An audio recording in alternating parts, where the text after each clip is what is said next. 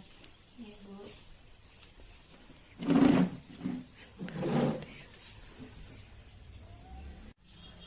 Baik, Bu. Perkenalkan, nama saya Winda. Saya bidan di sini, Bu. Mohon maaf, Bu. Dengan Ibu siapa ya, Bu? Ibu Soleha. Baik, Ibu Soleha ya, Bu. Mohon maaf, Bu. Tujuan Ibu untuk datang ke sini apa ya, Bu? Untuk memeriksakan kehamilan Bu bidan. Oh, baik, memeriksakan kehamilan ya, Bu. Ya, Mohon maaf, Bu. Kira-kira menurut Ibu usia kehamilan Ibu sekarang berapa ya, Bu? sudah 8 bulan Bu bidan. Udah 8 bulan ya, Bu. Ya. Bentar lagi lahiran ya, Bu. Ya Bu bidan. Maaf, Bu. Apakah ada keluhan untuk kehamilan ini, Bu? Agak akhir-akhir ini saya sering nyeri punggung Bu bidan. Oh, nyeri punggung ya, Bu. Ya. Itu wajar ya, Bu, untuk kehamilan. Apalagi yang sudah masuk usia kehamilan 8 bulan seperti Ibu ini. Wajar sekali untuk merasakan nyeri punggung ya, Bu. Mohon maaf ya, Bu. Karena Ibu baru pertama kali kesini, jadi saya harus mendata, mengkaji biodata Ibu ya. Ya Bu bidan. Baik, Bu. Tadi nama Ibu Aisyah ya, Bu. Ya Kemudian Ibu tinggal di mana, Bu? Alamatnya, Bu? belum. Oh, dari Seteluk ya, Bu. Ya, Kemudian usia Ibu sekarang berapa, Bu? 27 tahun Bu bidan. Agama Islam ya, Bu. Ya, Kemudian pekerjaan Ibu sekarang apa, Bu? jadi ibu rumah tangga Bu bidan. Ya, ibu rumah tangga ya, Bu. Kemudian pendidikan terakhir Ibu apa ya, Bu? S1 Bu bidan. S1 ya, Bu, sarjana. Kemudian nomor telepon Ibu 087 ya, 700 ya, 31 ya. 7525. Ya.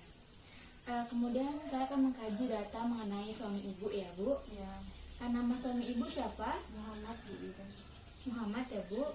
Kemudian alamatnya sama ya, Bu? Ya, Iya. Kemudian usianya sekarang berapa, Bu? 30 tahun Bu bidan. 30 tahun. Agamanya Islam juga ya, Bu? Ya, Untuk pekerjaannya, Bu, apa? jadi dokter Bu bidan. Dokter gigi, Bu? Ya, Iya. Kemudian pendidikannya, Bu? pendidikannya S1, Bu? S1 kedokteran. Iya. Saya akan menanyakan mengenai status perkawinannya, Bu. Sudah berapa lama menikah, Bu?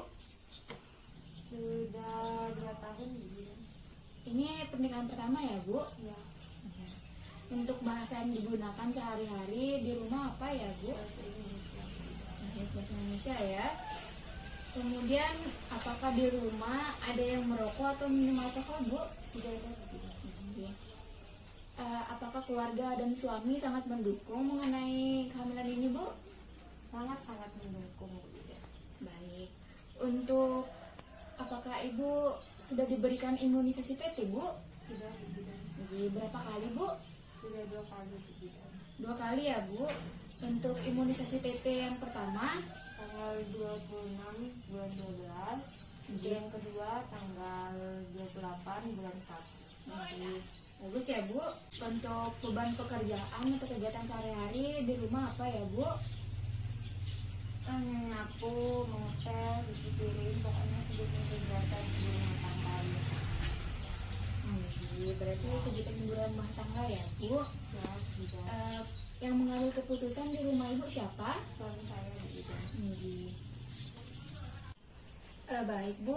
Mohon maaf ya, Bu. Mungkin pertanyaan tidak terlalu sopan ya, Bu. Untuk hubungan suami istri pada kehamilan ini, Ibu melakukannya berapa kali dalam seminggu, Bu? 2 kali begitu. Jadi 2 kali ya, Bu. Ya, Untuk rencana persalinannya, Ibu ingin melahirkan di mana, Bu? di puskesmas begitu. Di puskesmas ya, Bu. Untuk transportasinya, Bu? Mobil begitu. Di mobil ya, Bu. Kemudian saya akan mengkaji mengenai riwayat kesehatan keluarga serta Ibu ya. Mungkin Ibu dan keluarga ada riwayat tekanan darah tinggi, Bu? Tidak ada begitu. Tidak ada ya, Bu. Untuk diabetes mungkin ada, Bu? Tidak ada. Oke. Mungkin Ibu punya keturunan kembar, Bu? Tidak. Iya. Kemudian apakah Ibu memiliki alergi? Tidak. Iya. Kemudian kalau kejang-kejang, Bu? Tidak ada begitu. Kalau penyakit jantung, Bu? Tidak ada. Kemudian apakah Ibu sekarang sedang mengalami ada kekhawatiran mungkin, Bu? Sedang uring-uringan memikirkan sesuatu, Bu? Tidak ada begitu. Kemudian ada kelainan kognital Bu? Tidak ada Bu. Ada. Apakah Ibu ada riwayat asma Bu? Tidak. Mungkin Ibu sedang mengonsumsi obat-obatan sekarang Bu? Tidak, tidak. Ada riwayat penyakit ginjal Bu? Tidak ada. Nanti baik ya Bu. Ya. Kemudian saya akan kaji mengenai riwayat penyakit menular, seks menular ya Bu. Ibu tidak ada riwayat mengenai seks menular ini kan Bu? Tidak ada Bu. Kemudian apakah Ibu pernah merasakan nyeri pada saat berkemih Bu? Tidak pernah. Kemudian apakah Ibu pernah mengalami diare yang berkelanjutan hingga 1 bulan Bu? Tidak. Kemudian apakah Ibu ada luka atau pembekakan pada vaginanya Bu? Tidak, tidak. Kemudian riwayat operasi Bu. Ibu pernah dioperasi Bu? Tidak. Tidak pernah ya Bu. Kemudian apakah Ibu pernah transfusi darah? Tidak pernah Bu. Tidak pernah ya Bu. Kemudian untuk riwayat ginekologi Bu, apakah Ibu pernah di salpingotomi? Belum Tidak. Bu. Baik. Kemudian untuk obat infertilitas Bu, obat untuk subur Bu, Tidak pernah Bu. tidak ada ya. Kemudian ada kehamilan ektopik Bu. Tidak pernah Bu. Kemudian Soalnya ini kan yang pertama saya. Bu ini kan yang pertama, Ya. jadi tidak pernah ya Bu. Kemudian untuk riwayat menstruasinya Bu ya. Dulu pada usia berapa ya waktu pertama kali menstruasi Bu? 13 tahun. Di 13 tahun ya Bu. Untuk siklusnya berapa hari? 28 hari. Di 28 hari ya Bu. Kemudian lama menstruasinya, 7 hari Bu. apakah Ibu pernah merasakan sakit pada saat menstruasi Bu? Baik.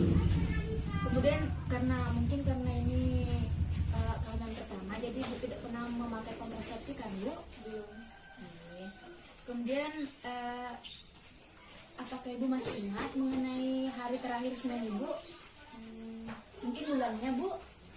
Bulan berapa Bu? Bulan 9 Bu. Oh, September ya Bu. Ya Bu.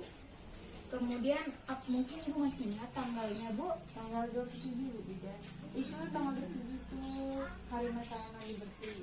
Jadi berarti tanggal 27 itu mandi bersihnya ya Bu. Ya. Berarti Ibu mensnya hari pertama mensnya tanggal 20 September ya Bu. Ya Bu. Karena lama menstruasi Ibu 7 hari ya Bu. Baik. Dari hari terakhir semen Ibu ini saya dapat menafsirkan hari kelahirannya Ibu ya, jatuh pada tanggal 27 Juni 2019 ya, 2020 ya Bu. Ya Bu. Kemudian Bu, apakah Ibu sudah merasakan gerakan janin Bu? Sudah Bu. Mungkin pada usia berapa Ibu merasakan gerakan janinnya yang pertama kali Bu? Usia 5 bulan. 5 bulan ya Bu. Apakah Ibu sekarang mengonsumsi obat-obatan herbal seperti jamu? Tidak Bu. Mohon maaf Bu, tadi gerakan janinnya aktif atau tidak Bu? Aktif Bu. Baik Bu, terima kasih ya. Kemudian apakah Ibu punya kekhawatiran khusus untuk kehamilan ini Bu? Tidak Bu. Tidak ada ya Bu. Baik, untuk pengkajian datanya sudah selesai ya Bu. Ya Bu. Saya harus mengkaji data ini karena Ibu baru pertama kali ya Bu datang ke sini. Setelah ini saya dapat melakukan pemeriksaan fisiknya ya Bu, pemeriksaan fisik dari kepala hingga kakinya ya Bu. Mungkin ada yang ingin Ibu tanyakan terlebih dahulu sebelum kita melakukan pemeriksaan fisik ini Bu? Tidak ada Bu. Tidak ada ya Bu.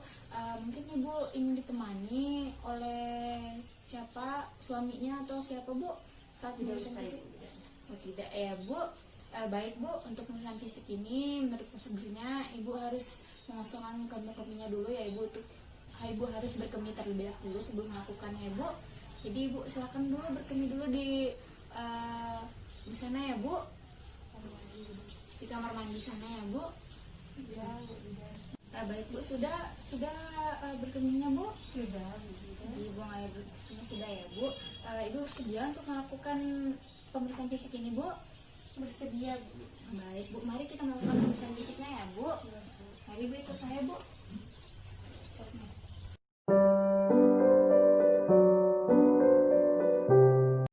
Kita ukur tinggi dan berat badan dulu ya Bu.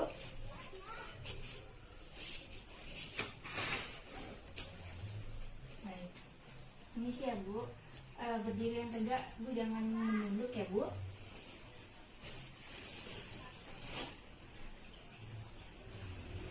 Baik. Kemudian coba. Baik. Mari Bu, ikut saya ke sana. Minta tolong bisa berbaring ya Bu.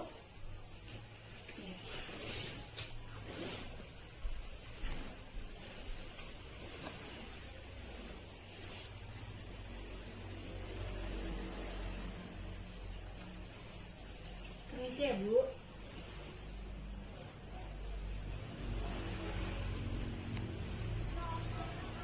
Sekarang saya akan melakukan pemeriksaan tanda-tanda vital ya Bu, yang terdiri dari pemeriksaan tekanan darah, kemudian suhu tubuh Ibu, serta pernapasan dan denyut nadi Ibu ya. Lakukan pemeriksaan tanda-tanda vital.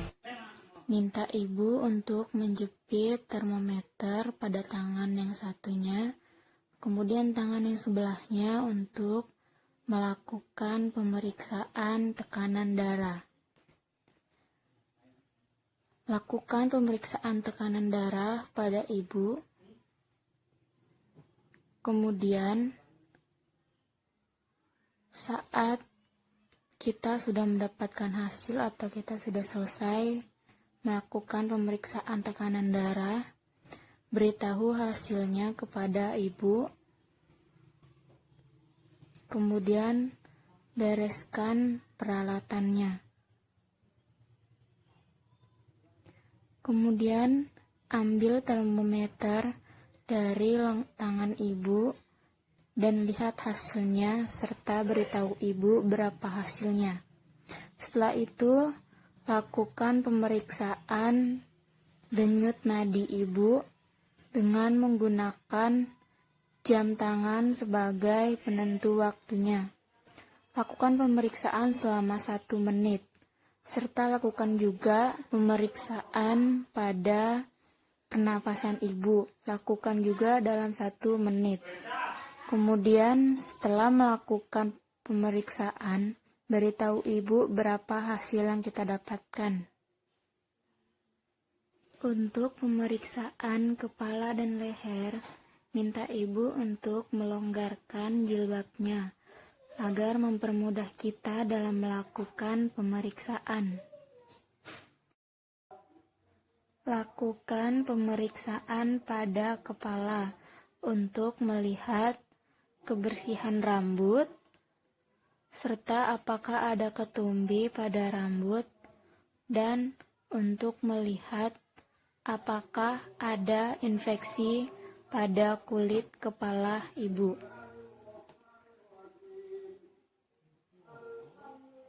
Kemudian, setelah itu, lakukan pemeriksaan wajah ibu.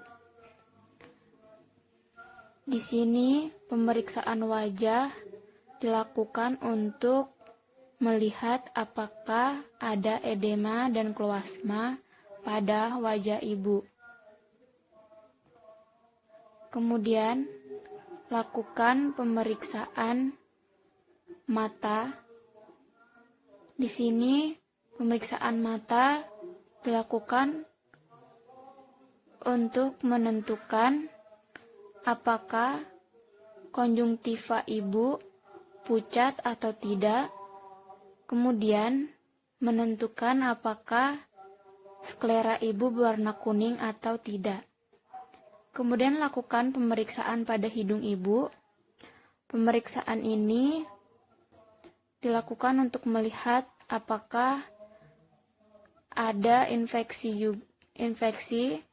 pada hidung ibu. Kemudian lakukan pemeriksaan pada mulut ibu. Di sini dilakukan pemeriksaan pada rahang serta apakah lidah pucat atau tidak. Kemudian terdapat lesi atau tidak. Kemudian ada gigi atau gigi yang rusak atau tidak. Kemudian pemeriksaan pada bibir ibu. apakah kering atau pecah-pecah pada bibir ibu. Kemudian lakukan pemeriksaan leher. Di sini pemeriksaan leher dilakukan untuk melihat apakah ada pembesaran kelenjar tiroid, pembuluh limfe, serta peningkatan vena jugularis.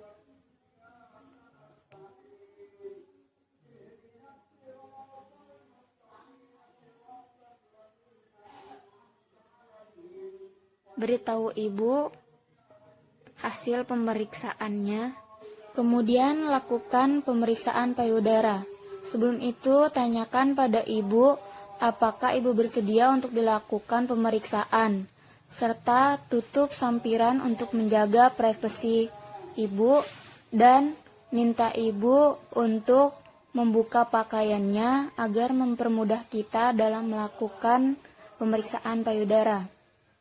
Setelah itu, lihatlah bentuk dan ukuran payudara ibu, apakah simetris dan normal atau tidak. Kemudian, lihat kondisi puting ibu apakah simetris atau tidak dan tanda-tanda kehamilan. Serta minta ibu untuk mengangkat tangannya. Pada saat ibu mengangkat tangannya, kita harus melihat apakah ada retraksi atau dimpling pada payudara. Setelah itu, lihat kondisi kulit payudara apakah ada hiperpigmentasi. Kemudian, lakukan palpasi pada payudara ibu. Namun sebelum itu, minta ibu untuk mengangkat tangannya ke atas. Kita melakukan palpasi dari payudara sebelah kiri terlebih dahulu. Kemudian, lakukan palpasi secara simetris untuk menentukan apakah ada massa serta pembesaran pembuluh limfe pada payudara ibu.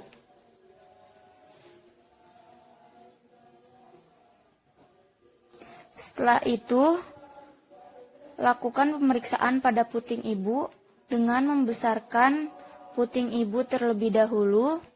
Kemudian, lihat apakah ada kolostrum atau tidak.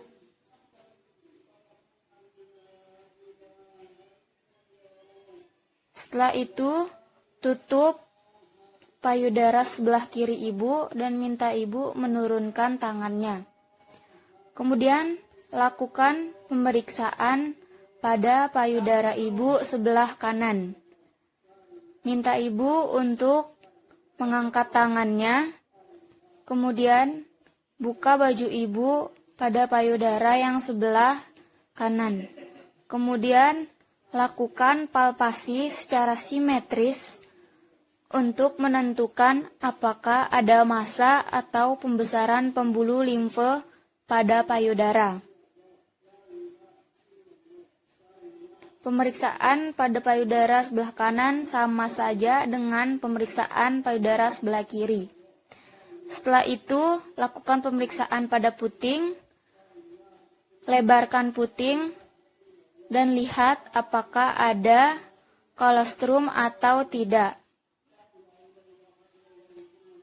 Kemudian tutup kembali payudara ibu, serta minta ibu menurunkan tangannya kembali. Kemudian rapikan baju ibu setelah melakukan tindakan. Kemudian lakukan pemeriksaan punggung. Namun terlebih dahulu minta ibu untuk miring. Kemudian minta ibu untuk menekuk satu kakinya untuk membuat ibu lebih nyaman. Kemudian lakukan pemeriksaan punggung untuk menentukan apakah ada odem pada daerah sakral. Kemudian setelah itu, minta ibu untuk berbaring kembali. Kemudian melakukan pemeriksaan pada tangan ibu. Minta ibu untuk menggenggam untuk mengetahui apakah ada rasa sakit pada saat ibu menggenggam. Kemudian setelah itu, palpasi tangan ibu untuk menentukan apakah ada udem atau tidak pada tangan ibu. Kemudian lakukan juga pada tangan yang sebelah kiri. Minta ibu untuk menggenggam, serta lihat apakah ada udem atau tidak pada tangan ibu. Kemudian setelah itu, lakukan tekanan pada kuku ibu jari ibu. Lihat apakah ada tanda-tanda anemia atau tidak. Kemudian lakukan pemeriksaan abdomen dengan melakukan pemeriksaan Leopold. Minta ibu untuk menekuk kakinya. Kemudian lakukan pemeriksaan Leopold pertama, yaitu untuk menentukan tinggi fundus uteri ibu.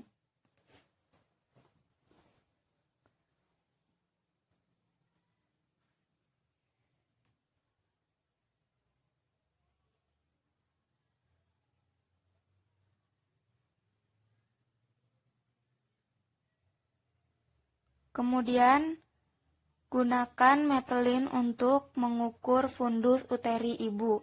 Dilakukan dari bagian fundus ke tepi atas simfisis.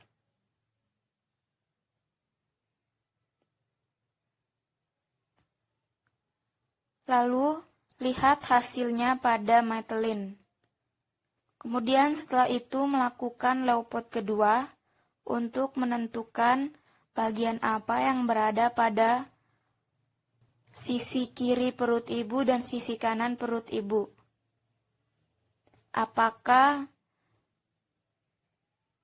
punggung bayi ataupun alat gerak bayi, yaitu kaki dan tangannya.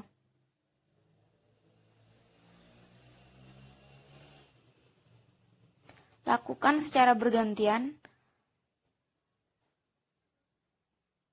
sisi kiri dan sisi kanan.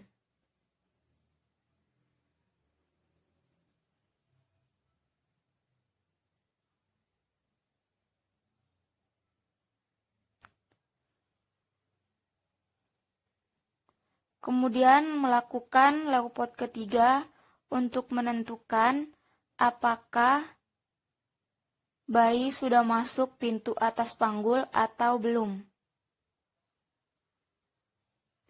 Jika masih bisa digoyangkan, maka itu bertanda belum masuk pintu atas panggul. Jika tidak bisa digoyangkan perut ibu, maka itu menandakan bahwa kepala bayi sudah masuk pintu atas panggul. Dikarenakan bayi belum masuk pintu atas panggul, maka Leopold keempat tidak dilakukan. Namun, pemeriksaan Leopold keempat ini bertujuan untuk menentukan seberapa jauh bayi telah masuk pintu atas panggul. Kemudian setelah itu melakukan pemeriksaan denyut jantung janin. Kemudian minta ibu untuk meluruskan kakinya agar kita dapat melakukan pemeriksaan denyut jantung janin. Kemudian setelah itu, siapkan funduskop untuk menentukan denyut jantung janin. Kemudian taruh funduskop pada perut ibu, kemudian dengarkan denyut jantung janin, serta pinjam tangan ibu untuk menentukan apakah itu benar-benar denyut jantung janin atau denyut nadi ibu. Kemudian setelah itu hitung denyut jantung janin selama 1 menit menggunakan jam tangan, dan tentukan frekuensi denyut jantung janin apakah teratur atau tidak. Kemudian setelah itu beritahu ibu berapa hasilnya. Kemudian melakukan pemeriksaan pada kaki. Minta ibu untuk miring terlebih dahulu agar mempermudah kita dalam melakukan pemeriksaan. Pemeriksaan pada kaki ini bertujuan untuk melihat apakah ada odem, varises, serta pembekakan pada vena di kaki ibu. Kemudian setelah itu, minta ibu untuk berbaring kembali setelah melakukan tindakan. Kemudian melakukan pemeriksaan genitalia. Beritahu ibu apa ya tindakan akan kita lakukan, kemudian tanyakan pada ibu apakah ibu bersedia untuk melakukan tindakan tersebut. Kemudian kita dapat melakukan tindakan, namun terlebih dahulu cuci tangan dengan 7 langkah. Kemudian minta ibu untuk menekuk kakinya dan kita dapat menggunakan handscoon.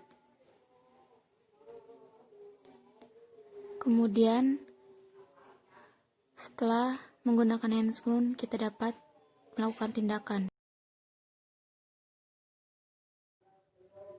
Pasang perlak.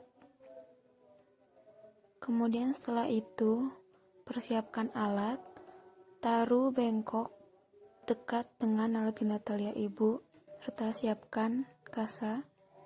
Kemudian bersihkan labia mayor, kedua labia mayor. Kemudian taruh kasa yang telah digunakan ke dalam bengkok. Kemudian bersihkan labia minor, kedua labia minor. Kemudian setelah itu bersihkan klistoris dan perineum. Setelah itu bereskan alat serta pasien. Kemudian setelah itu kita dapat melakukan pemeriksaan pada kaki untuk memeriksa apakah ada odem, varises, serta melakukan pemeriksaan refleks patella. Minta ibu untuk duduk di kursi terlebih dahulu. Kemudian kita melakukan pemeriksaan refleks patella. Kemudian setelah itu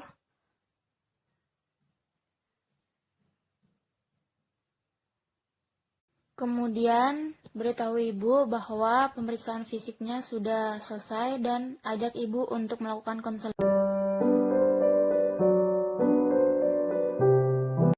Bu, berdasarkan pemeriksaan yang saya lakukan, tekanan darah ibu itu 120/80 ya Bu. Itu normal ya Bu. Kemudian pernapasan, denyut nadi serta suhu tubuh ibu juga normal ya Bu. Kemudian berdasarkan hari terakhir semen ibu serta pemeriksaan perut yaitu pemeriksaan Leopard yang saya lakukan, usia kehamilan ibu itu sudah 32 minggu ya Bu, atau sama dengan 8 bulan 2 minggu ya Bu. Kemudian menurut hasil hari terakhir mens ibu yaitu tanggal 27 bulan September 2019, saya dapat menafsirkan mengenai hari tafsiran kelahirannya ya Bu, jatuh pada tanggal 27 bulan Juni 2020 ya Bu. Baik Bu, berdasarkan keluhan ibu yaitu nyeri punggung, itu normal ya Bu, apalagi untuk kehamilan yang sudah masuk 8 bulan ini. Ibu itu nyeri punggung itu banyak sebabnya ya Bu, banyak faktor yang menyebabkan seperti hormon kehamilan yang semakin meningkat itu menyebabkan otot-otot pada punggung ibu melonggar ya Bu, itu menyebabkan saat nyeri punggungnya ibu. Kemudian selain itu posisi yang salah pada saat melakukan kegiatan sehari-hari juga mempengaruhi ya Bu. Misalkan duduk Bu, mungkin ibu dapat mengatasinya dengan memperbaiki posisi pada saat melakukan kegiatan sehari-hari, seperti pada saat duduk Bu, ibu seharusnya kaki ibu harus menapak di lantai, kemudian punggung ibu harus tegak ya Bu. Kemudian jika ingin lebih nyaman lagi, taruh bantalan pada punggung ibu pada saat duduk ya Bu. Kemudian pada saat tidur ibu harusnya miring kiri ya Bu, untuk mempernyaman pada saat tidur.